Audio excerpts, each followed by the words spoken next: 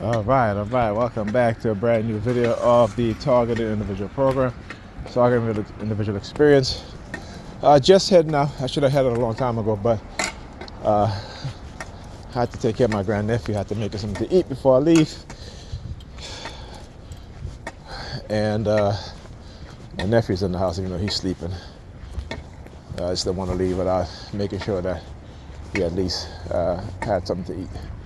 So, hence I'm leaving a little bit late to get down by Pam. Again, how they will manipulate situations in order to try to upset me, to draw suspicion. And here's the thing, I didn't draw suspicion. I just didn't want to be involved in their nonsense, particularly when they start using Pam. The fact that she's going to a funeral with someone, I don't care, right? But again, they try to control and manipulate my emotions, right? And so it's a constant battle with what it is that they're putting in my mind, and me being me, and not falling into it, right? To try to make you jealous or try. We have not been in a relationship in over 7 years, 8 years, right? 8 years.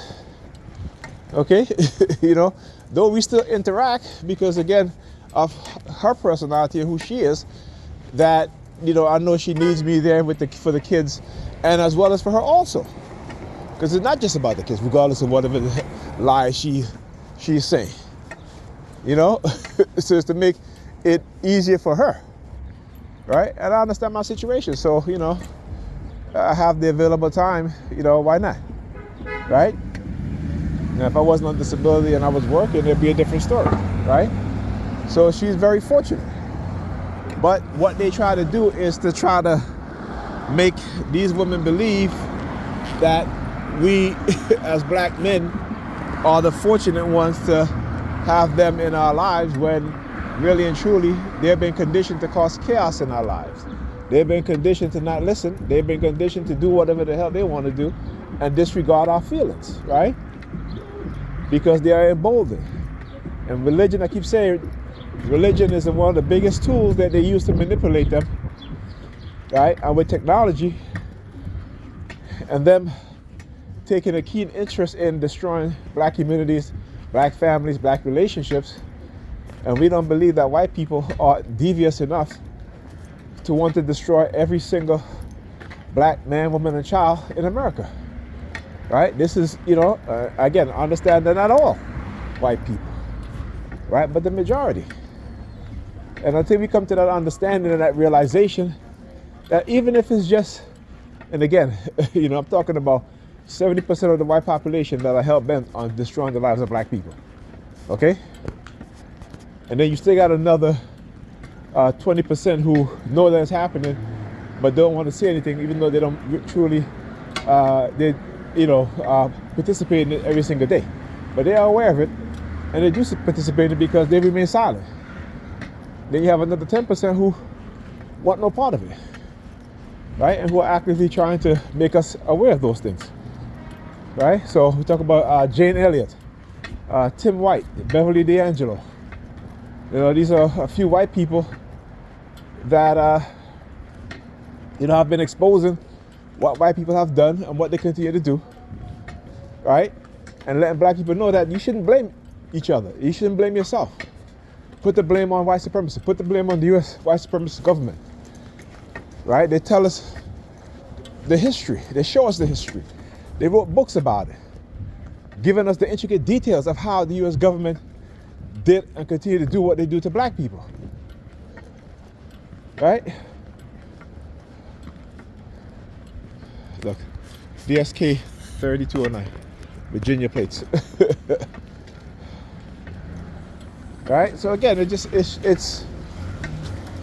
we, like I said, we have to, particularly as black men, and I'm calling out black men on this.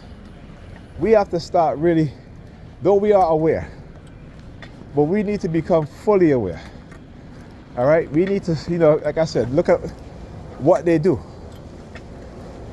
Right? If you really want to find out,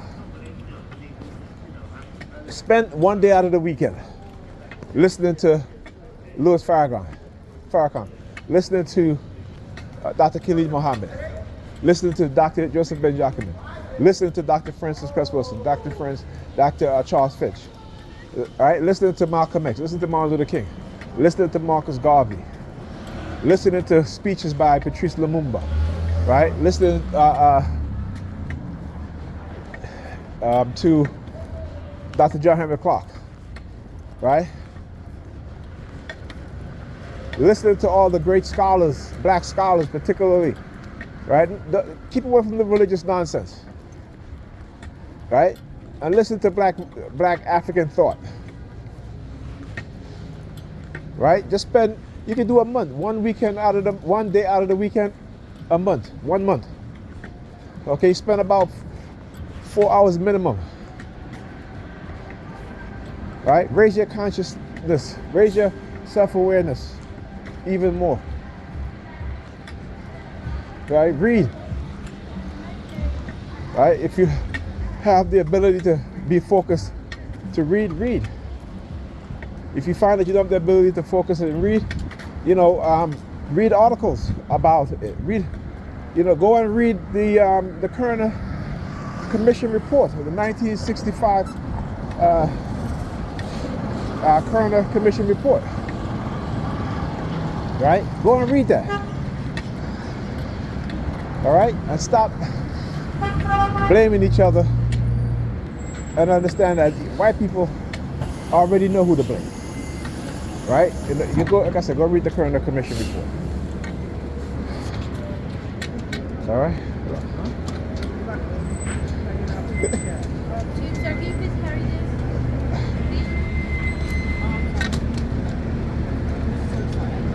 Nice try.